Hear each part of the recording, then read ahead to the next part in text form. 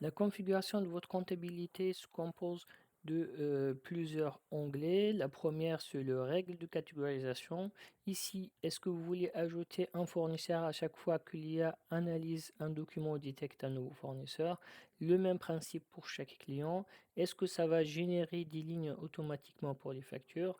Puis finalement, vous avez les règles des achats et vous avez par défaut toute la liste des règles ajoutées avec un numéro d'ordre. Vous pouvez aussi ajouter d'autres règles comme par exemple quand l'activité fournisseur, par exemple carburant, appliquer le compte de carburant ici. Achat carburant, vous avez une nouvelle règle qui sera ajoutée pour vos achats et etc. Vous pouvez appliquer plusieurs règles d'achat. La partie, le bloc banque pour ajouter vos banques, vous trouvez toutes les banques selon le pays. Le plan comptable, on a déjà une liste des plans comptables, mais vous pouvez aussi ajouter d'autres plans, d'autres comptes selon votre besoin. La liste des exercices pour gérer les exercices via un statut à chaque fois ce qu'il est actif ou non. Les journaux, vous trouvez la liste du journaux et vous pouvez gérer ici les journaux, ajouter quels sont les journaux.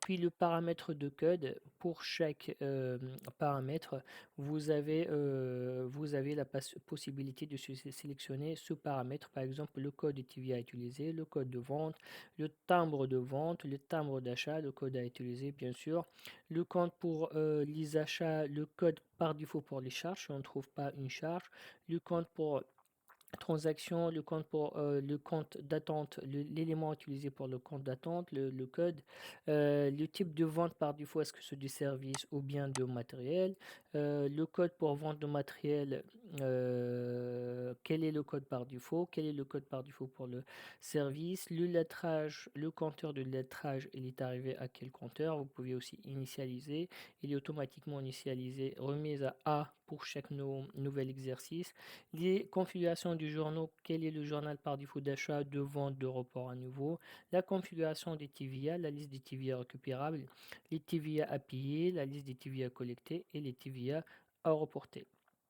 Puis vous avez le format du libellé. À chaque fois que vous avez une écriture à créer, ça sera sur quel format. Là, par exemple, vous avez le format de l'achat. L'achat, ça sera sous format achat, numéro de facture d'achat, ici qui est le fournisseur.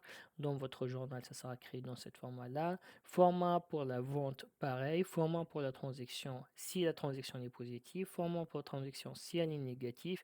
Et format pour les avoirs. Puis finalement, vous avez la possibilité d'importer un paramétrage qui est complet qu'on vous propose selon le type de votre client et vous trouvez plusieurs paramétrages, vous appliquez le paramétrage que vous voulez et ça va automatiquement appliquer un import sur votre site.